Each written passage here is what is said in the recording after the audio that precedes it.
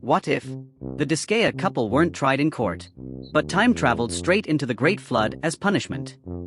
The twist? The Discaya couple can only board Noah's Ark if they convince him they're part of an animal species. And no, crocodile doesn't count. Because, well, they already are one. But the only time they can actually convince Noah they're animals is when they drag another poor creature into being their partner. So, will they morph into a snakeodale or a leechy-gator? Nature's most corrupt hybrids. What do you think? Which animal hybrid suits them best?